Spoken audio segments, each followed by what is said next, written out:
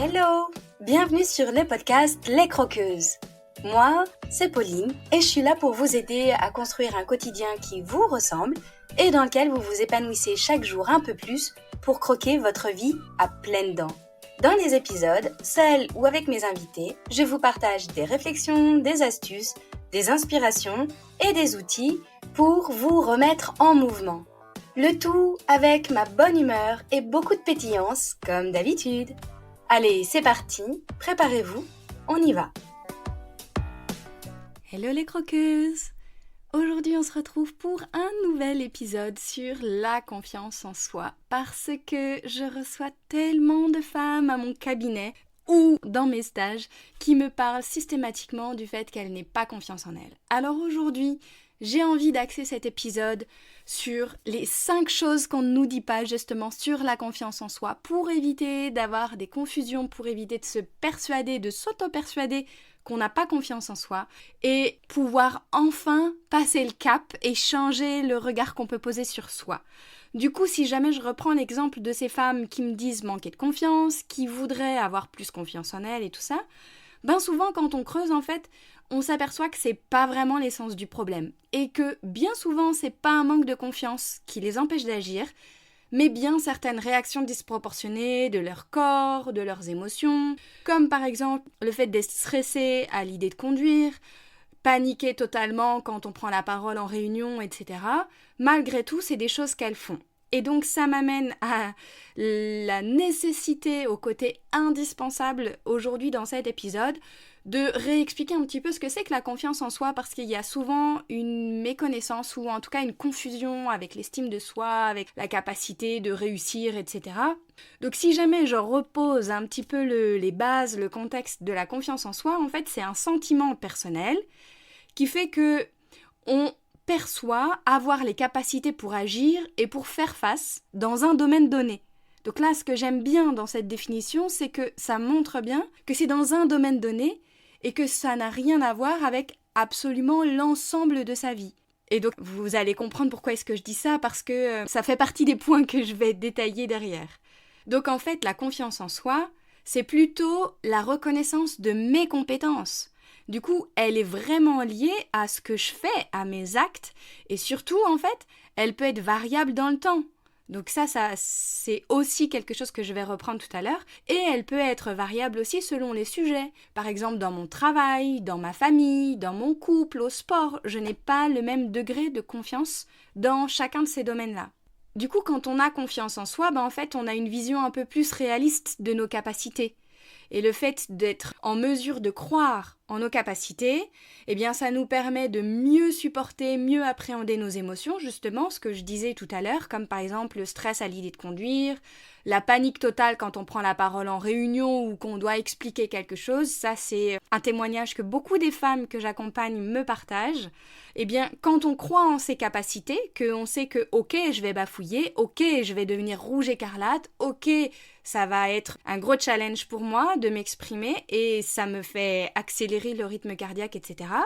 Mais ça m'empêche pas de le faire et de le réussir, en fait. Et ça m'empêche pas d'atteindre mes objectifs. Donc, en fait, quand on a confiance en soi, évidemment, on a, on va dire, un discours intérieur qui est peut-être un petit peu plus valorisant ou en tout cas moins dévalorisant. Donc, c'est meilleur pour la santé mentale. On est davantage en capacité de voir là où on réussit, d'éclairer nos choix pour prendre des décisions, et puis aussi d'aller vers la résilience quand on a besoin de faire face à des traumas, des difficultés, des obstacles. Ce qui fait que j'ai envie de développer cet épisode justement dans ces 5 parties-là, sur les 5 choses qu'on ne nous dit pas.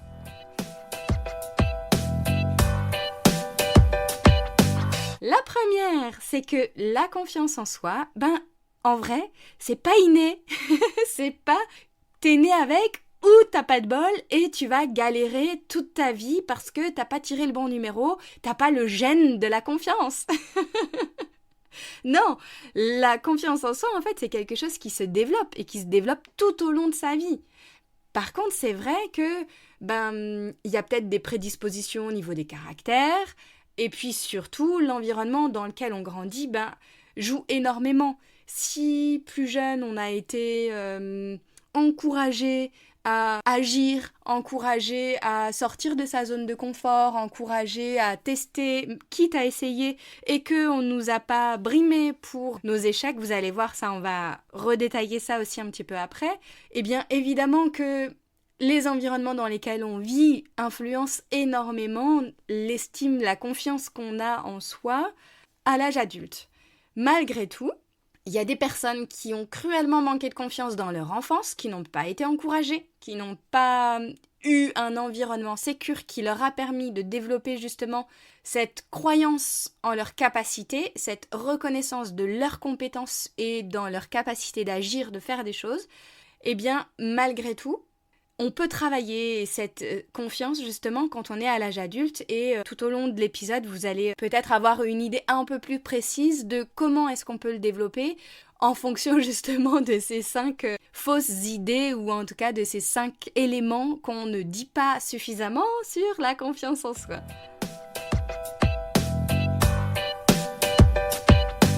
Ça m'amène à ce deuxième point sur la confiance, c'est que ce n'est pas linéaire. Et oui, en fait, dans la même idée que ce n'est pas inné et que ça se développe, ce n'est pas linéaire. C'est pas parce qu'à un moment donné dans sa vie, on se sent confiant sur un domaine que ce sera toujours le cas, en fait. C'est pas acquis définitivement, et ça rejoint un peu l'idée du départ, enfin la première idée que j'ai partagée, c'est quelque chose qui se travaille et qui peut s'acquérir. Comme elles se font dans l'action, en fait. Dans les actes qu'on pose, dans les décisions qu'on prend, dans ce qu'on teste, dans ce qu'on essaye, etc., en fait, chacun peut la muscler en se mettant intentionnellement et prudemment en situation d'expérimenter, en fait. Et plus vous allez expérimenter, donc ça c'est la notion d'expérience qu'on va creuser tout du long de cet épisode, plus vous expérimentez, plus vous allez rentrer dans un cercle vertueux en vous disant « Ok, j'ai testé ce truc-là, bon, ça a peut-être pas marché ce coup-ci, je vais peut-être le recommencer une autre fois, ou alors au contraire, ça a vachement bien marché, super, je vais continuer. » Donc là, on va dire que je remplis petit à petit mon seau de confiance en fait.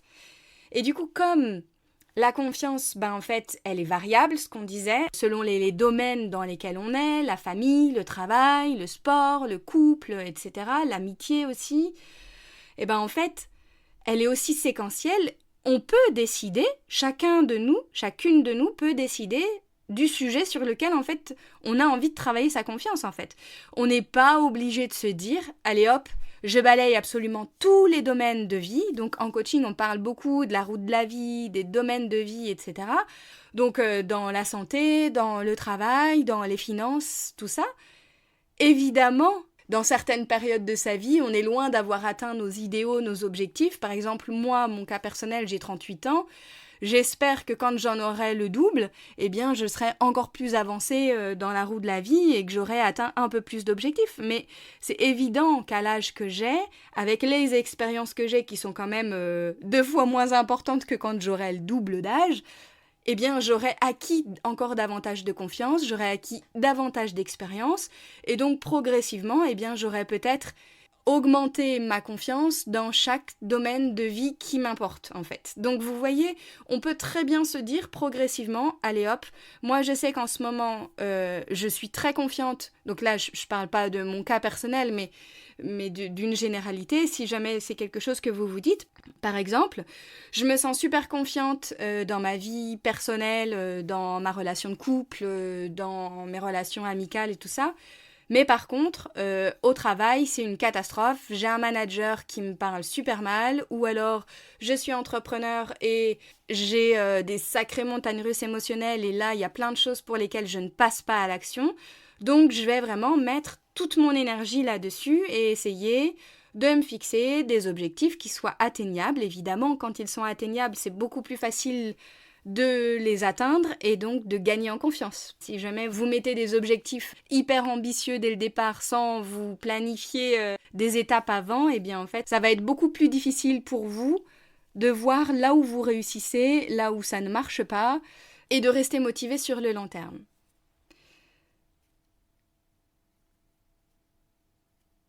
Donc comme je disais, en fait, par exemple, on peut très bien avoir vraiment confiance en nous, par exemple, dans le domaine professionnel, comme je disais, et pourtant, en fait, on supporte pas son physique et on se dévalorise en permanence. Donc là, une personne, si jamais vous vous reconnaissez dans ce cas de figure, eh bien peut-être que ça peut être intéressant de poser des actions, de voir comment est-ce que vous pourriez faire pour tranquillement, progressivement, développer votre confiance sur votre physique. Ça peut être prendre le temps de vous regarder un peu plus dans le miroir, prendre le temps de vous trouver quelques qualificatifs un peu positifs, etc. Je dis ça parce qu'en ce moment, je suis en train d'animer un cycle qui s'appelle Rallume ta lumière avec plusieurs femmes formidables survitrées. Et justement, chaque semaine, en fait, on développe un thème et la dernière rencontre qu'on a faite était sur la confiance en soi et il y avait notamment un exercice avec le miroir. Donc si dans les croqueuses qui nous écoutent, il y en a qui viennent à ce cycle-là, eh bien ça vous parlera. Et puis autrement, on peut aussi avoir par exemple une totale confiance dans sa faculté d'adaptation et d'intégration dans une équipe, donc d'un point de vue professionnel. Par contre, on peut totalement perdre ses moyens à l'idée de prendre la parole devant un groupe. Et pourtant, on reste dans le domaine, vous voyez, professionnel, mais on n'est pas au top de la confiance dans absolument tous les domaines de toute sa vie, et même quand on parle d'un point de vue personnel ou d'un point de vue professionnel, on peut encore diviser en sous-catégories. Donc, posez-vous la question quand vous dites « je n'ai pas confiance en moi », qu'est-ce que ça veut dire en fait ? Vous n'avez pas confiance en quoi ? Et est-ce que ce soi-disant manque de confiance vous empêche d'agir ? Est-ce que ça vous empêche de faire des choses ou pas ? Si ça ne vous empêche pas, alors c'est que ce n'est pas un manque de confiance, mais plutôt un manque d'estime ou de bienveillance à votre égard. Et puis justement, du coup, comme dans cette idée de non-linéarité, et particulièrement, je ne sais pas si vous avez déjà écouté l'épisode sur la cyclicité de la femme, si c'est pas le cas, foncez, je vous remets le lien dans la description de l'épisode. Selon les périodes de sa vie, selon les périodes de son cycle, en fait, on peut aussi être plus ou moins fragilisé. Moi, clairement, au moment de mes lunes, j'ai aucune envie de faire d'efforts, j'ai plutôt envie de me replier sur moi-même, limite d'envoyer promener tout le monde, en fait, parce que je suis plus dans cette phase où je suis tournée vers les autres, j'ai au contraire envie d'être juste seule avec moi-même. Donc, en fait, cette confiance, ces efforts qu'on peut faire pour soi, pour développer sa confiance, sa capacité à agir, on n'est pas obligé de le faire tout le temps, en fait, on peut aussi, quelquefois, se dire on est un peu plus vulnérable en ce moment, ou on est un peu plus fragilisé, ou on peut se laisser tranquille aussi.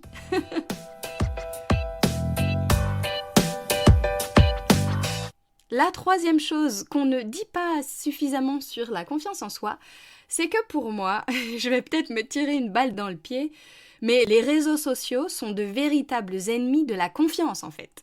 Parce que oui, sur les réseaux sociaux, on voit plein de choses, on voit des comptes inspirants, on voit des vies trépidantes qui vont à 1000 à l'heure, qui font des voyages, qui ont des gens qui s'occupent de leur maison, qui s'occupent de leurs enfants, où ils sont en mesure de vivre des aventures extraordinaires qui nous donnent énormément envie. Nous, à côté, forcément, on se compare en fait. Et donc, on voit tout ce qui n'est pas pareil que ce qu'on est en train d'observer, de tout ce qu'on a sous les yeux.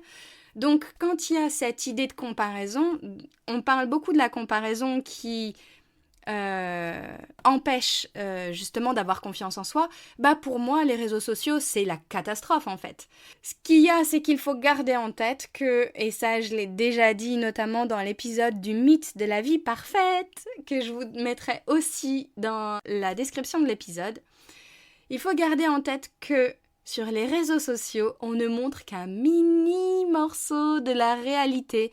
Donc avant de réussir à faire la photo parfaite qu'on a mise, où on a des magnifiques formes, où on a un maillot de bain formidable, etc., en fait, il a fallu rentrer son ventre, il a fallu prendre du bon angle pour qu'on ne voit pas le petit bourrelet, il a fallu peut-être utiliser un filtre qui a lissé davantage la peau, qui a effacé les cernes, peut-être qu'il a fallu se maquiller énormément avant pour être sûr qu'on ne voit pas toutes les marques de fatigue, toutes les marques du temps qui sont normales.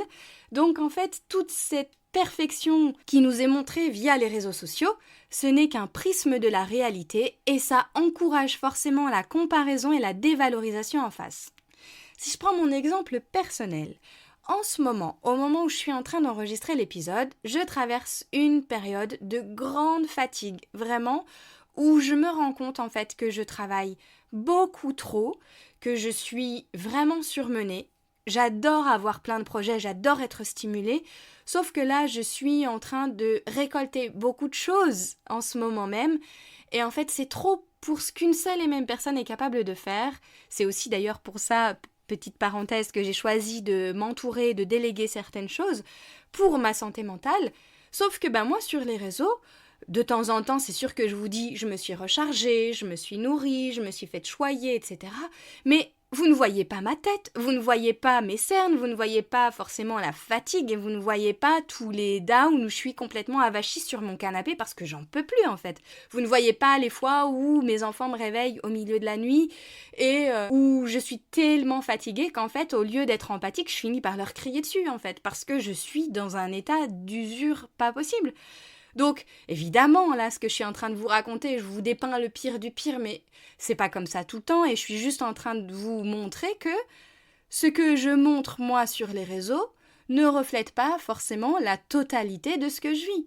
C'est comme une entreprise privée, en fait, elle a son site internet, elle a choisi les meilleures photos de ses collaborateurs, elle a choisi évidemment les adjectifs les mieux pour parler de son activité professionnelle, etc.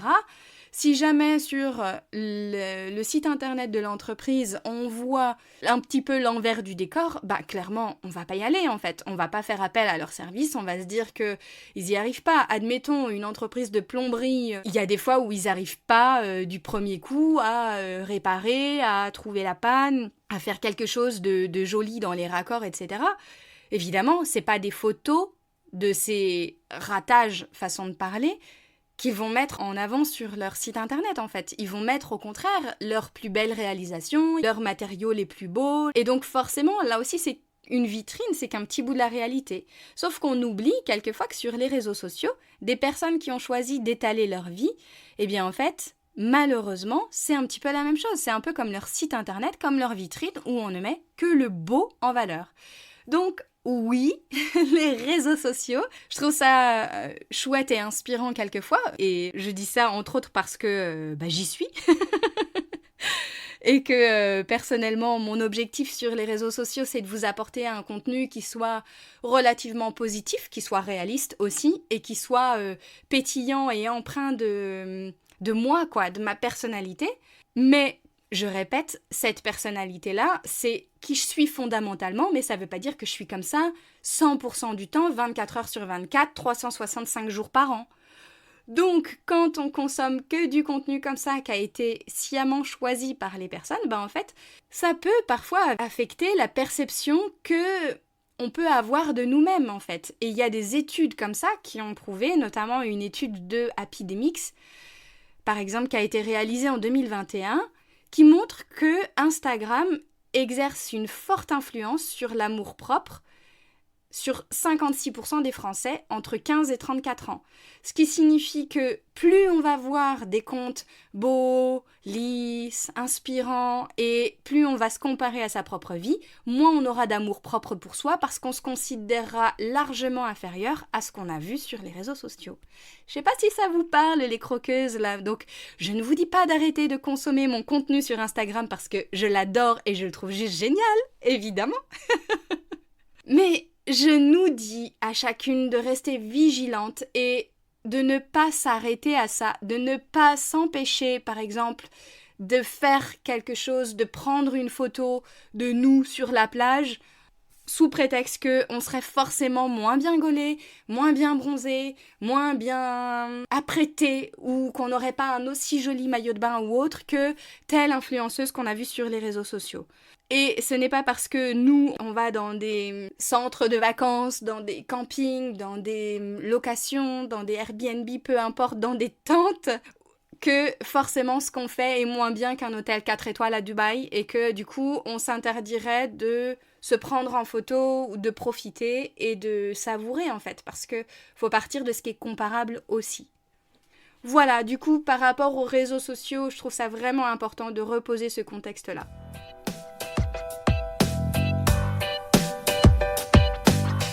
Et justement, ça m'amène à ce 4e point qui est pour moi très fortement véhiculée par les réseaux sociaux et qui me hérisse les poils. Peut-être que vous ne serez absolument pas d'accord avec moi et c'est pas grave du tout puisque je vous le dis quand même, j'en ai ras-le-bol de cette phrase de vouloir être la meilleure version de vous-même.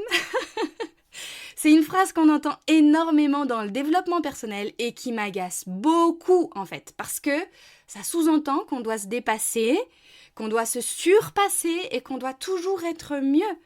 Ça sous-entend aussi que justement ces fameuses périodes de doute, de bas, de down dont je parlais tout à l'heure en fait, qu'elles ne sont pas normales et que surtout il faut les gommer, il faut se surpasser à ce moment-là, il faut se mettre en action pour essayer de passer à autre chose d'un peu plus dynamique, un petit peu plus confiant, etc. Alors que pour moi, mais ces parties-là, en fait, c'est peut-être des moments qui sont pas confortables, mais qui sont vraiment nécessaires pour aller à la connaissance de soi, pour peut-être franchir un palier. Moi, je sens que je suis vraiment là-dedans en ce moment, en fait. Je sens qu'il va se passer des super trucs après, mais que là, je suis un petit peu comme dans mon cocon, en fait, et que j'ai besoin de me replier, que j'ai besoin de revenir à moi. Et que c'est dans ce moment, et c'est pour ça que je dois absolument ralentir et que j'ai décidé de me faire accompagner professionnellement de quelqu'un qui va prendre en charge une partie de ce que je fais, en fait, notamment sur le montage du podcast. Donc là, cet épisode va être monté par Camille, merci infiniment. Et bien justement, ça me permet, moi, de me replier un petit peu, de ralentir. Et ce n'est pas une période de rien, parce que justement, dans le rien que je m'autorise comme ça, il se passe tout. Parce que c'est là où je suis à l'écoute de moi, c'est là où je suis à l'écoute de mon intuition, c'est là où je suis à l'écoute de mes voix intérieures, c'est là où je suis à l'écoute de mon inconscient, de tout en fait. Et c'est là aussi où je sens que, je franchis un cap, un peu comme une mue, vous voyez, où en fait on se défait à un moment donné de sa carapace, comme les crabes. Eux, ils ont une période où ils sortent de leur carapace. Alors, pendant quelques jours, en fait, ils sont hyper vulnérables et ils sont potentiellement attaquables par des prédateurs. Et donc, ils vont se cacher, se planquer pour être sûrs de ne pas être dévorés, le temps que leur nouvelle carapace plus grande se fait, en fait. Là, moi, je suis aussi là-dedans. Et donc, dans « arrête de vouloir être la meilleure version de vous-même », ça sous-entend que ces périodes-là, on n'a pas le droit de les vivre. Et pour moi, en fait, c'est une aberration parce que elles sont nécessaires pour justement continuer de grandir, etc. Et on n'est pas obligé toujours de se surpasser. Et on n'est pas obligé de toujours vouloir être parfait ou de toujours vouloir être mieux. On n'a pas besoin d'être meilleur en fait. Vous avez juste besoin d'être vous. En fait, cette phrase-là, vouloir être la meilleure version de vous-même, pour moi, c'est le meilleur moyen de nourrir cette partie de vous. Pour celles qui me connaissent et qui viennent en séance de FT avec moi, vous savez que je parle beaucoup, et notamment je l'ai développé un peu dans un autre épisode de podcast, de cette théorie du système familial intérieur et de toutes ces parties qui coexistent à l'intérieur de nous. Eh bien en fait, comme ça, vous nourrissez cette partie de vous qui déjà est en train de vous critiquer et de vous juger en vous disant que vous n'êtes pas assez. Donc vous avez cette petite voix à l'intérieur qui vous dit « ce que tu fais, c'est pas assez ». Ou alors « ce que tu as réalisé jusqu'ici n'est pas suffisant pour réussir ». Ou alors « tu n'as pas encore fait ça ». Vous voyez en fait toutes ces voix qui disent que vous n'êtes pas assez et que systématiquement, vous devez aller encore plus loin, comme une montagne en fait qu'on gravit, sauf qu'elle n'a pas de sommet. Et donc on continue, mais à quel moment ça s'arrête? Et à quel moment en fait on se satisfait de là où on arrive. Voilà un petit peu pour ce truc-là qui m'agace profondément, parce qu'en fait, ça sous-entend que si vous n'êtes pas sans cesse en quête d'autre chose, en fait, vous êtes médiocre. Et non, moi j'en ai ras-le-bol d'entendre cette phrase-là, de vouloir être systématiquement la meilleure version de vous-même. Et pour moi, ça n'est pas constructif en termes de confiance en soi. Voilà pourquoi aujourd'hui c'était indispensable pour moi, dans les 5 choses qu'on ne vous dit pas, non, on vous dit pas qu'il faut arrêter de vous dire ça parce qu'on voit ça fleurir sur quasiment tous les comptes, tous les influenceurs en termes de développement personnel, etc.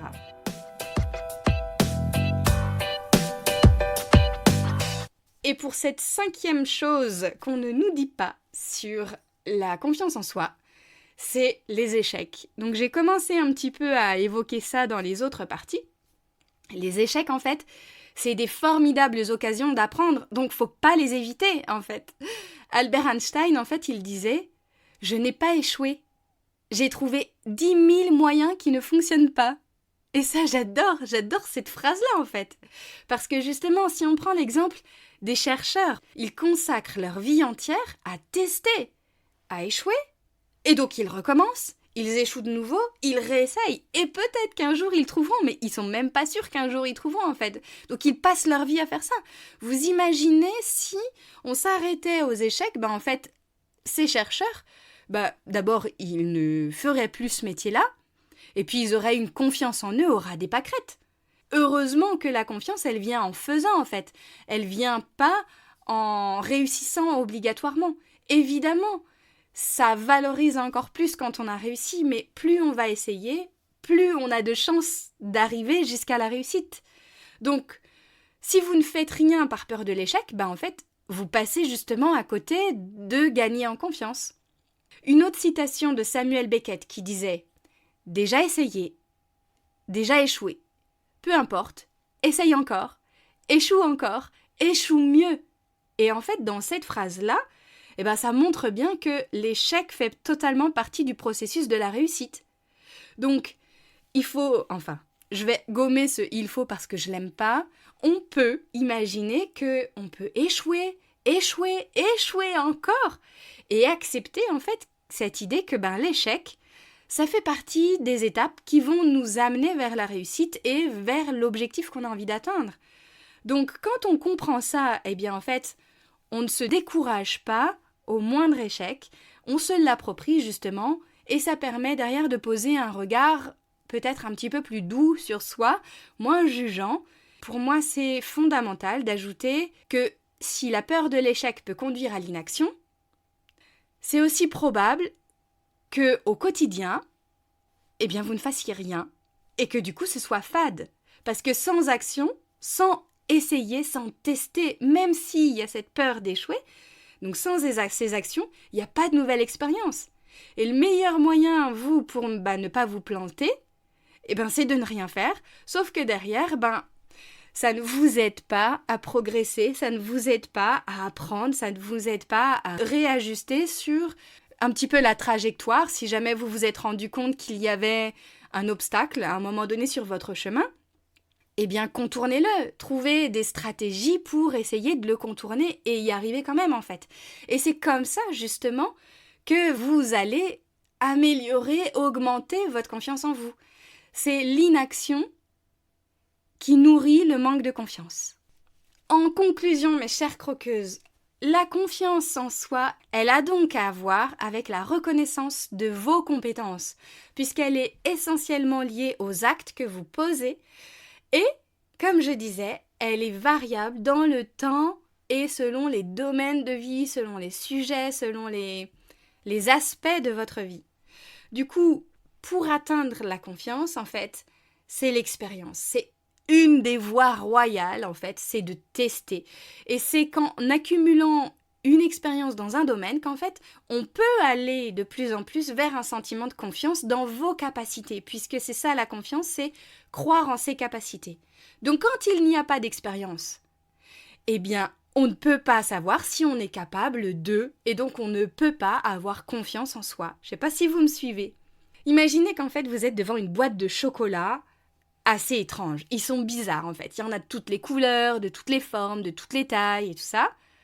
En vrai, vous appréhendez parce qu'ils sont quand même très bizarres. Mais vous savez que c'est ce qu'on vous a dit en tout cas, et puis vous en avez la conviction certaine, propre en fait.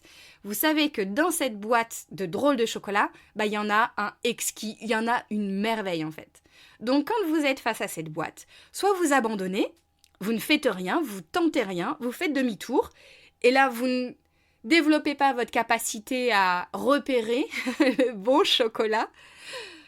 Soit vous commencez à les sentir, à les toucher, à les goûter un à un, jusqu'à découvrir en fait celui que vous vouliez. Donc, les premiers, c'était peut-être pas les bons, donc on peut les voir éventuellement comme des échecs. Mais si vous continuez, que vous agissez et que vous mettez en place une stratégie pour essayer de trouver le bon, et que vous y arrivez justement à trouver le chocolat qu'il vous fallait dans cette boîte, eh bien là, vous êtes dans l'expérience. C'est des choses que vous allez pouvoir accumuler pour vous comme apprentissage et vous allez développer ce sentiment de confiance dans vos capacités à trouver le bon chocolat.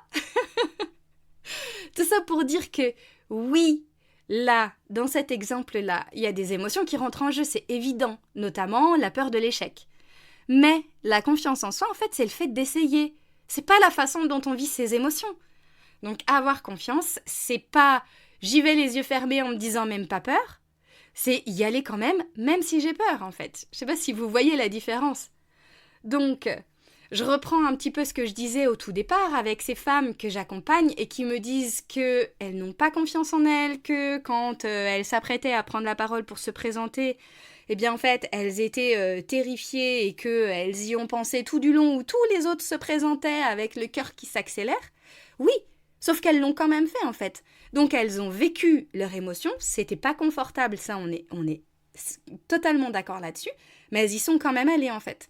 Et donc, plus vous allez le faire, plus vous allez vous y confronter et voir et observer que vous y arrivez, eh bien en fait, vous allez développer votre sentiment de confiance en vous. Donc, mes chères croqueuses, repensez à toutes ces fois où vous avez tremblé avant un examen, où vous avez bafouillé justement en prenant la parole, tout ça, en vous disant que Machine dans la réunion, elle avait quand même bien plus confiance en elle que vous, sauf que vous l'avez quand même fait. Et donc, à force de le faire, en fait, vous gagnez en confiance. Tant que ces émotions ne vous empêchent pas de passer à l'action, vous développez votre sentiment de confiance dans vos capacités, dans un domaine précis, à un moment donné. Et donc, avec l'expérience, on y va, et on y va, et on y va. Et voilà, donc si je récapitule ces 5 choses qu'on ne nous dit pas suffisamment sur la confiance, c'est que d'une, ce n'est pas inné. Et donc, si vous n'avez pas l'impression d'avoir un sentiment de confiance en vous suffisamment développé aujourd'hui, c'est quelque chose qui se travaille. La deuxième chose, c'est que ce n'est pas linéaire, et donc on n'est pas obligé d'être tout le temps dans la confiance ou dans le manque de confiance, et que dans le même état d'esprit que juste avant, c'est quelque chose qui se travaille selon les périodes de sa vie, selon les domaines de vie, etc. La troisième chose, c'est attention à la comparaison via les réseaux sociaux, oui pour consommer du contenu, mais en gardant en tête que ce n'est pas la réalité, mais qu'une vitrine. La quatrième chose, c'est arrête de vouloir être la meilleure version de vous-même, c'est pas possible. Il faut s'arrêter à un moment donné et se satisfaire aussi du chemin qu'on a parcouru sans systématiquement voir ce qui nous reste à faire. Et la cinquième et dernière chose pour cet épisode, c'est que les échecs sont des superbes occasions d'apprendre et qu'il ne faut pas les éviter justement parce qu'il y a parfois cette paralysie par peur d'échouer qui fait qu'on ne fait pas et donc qu'on ne développe pas sa confiance. Voilà, sur ce, je vous souhaite une belle soirée, une belle journée où que vous soyez. À très vite. Et voilà les croqueuses, c'est la fin de cet épisode. Merci à vous de l'avoir écouté jusqu'au bout. Si vous avez trouvé ma phrase gourmande avec le mot chocolat, n'hésitez pas à m'envoyer un message ou un commentaire. J'adore vous lire, échanger en direct avec vous pour parler de chocolat bien sûr, de gourmandise et de tous ces sujets qui nous touchent. Et si vous ne savez pas de quelle phrase gourmande je vous parle, vous pouvez filer écouter mon épisode 0 dans lequel j'explique tout ça. Et si cet épisode vous a plu, qu'il vous a apporté un peu d'énergie, d'élan et de la valeur, si vous vous dites que ce serait bien que d'autres femmes puissent l'écouter, n'hésitez pas à le partager et à le noter sur votre plateforme d'écoute favorite. C'est très rapide, notez le podcast en mettant des étoiles, ça l'aidera énormément à être visible pour qu'il touche encore plus de croqueuses. Merci à toutes celles qui le font déjà. Et vous pouvez aussi vous abonner pour être certaine de ne pas rater les prochains épisodes. Je vous souhaite une super journée ou soirée, où que vous soyez, avec gourmandise bien sûr. À la semaine prochaine pour une nouvelle dose de pétillance, d'inspiration et de bonne humeur.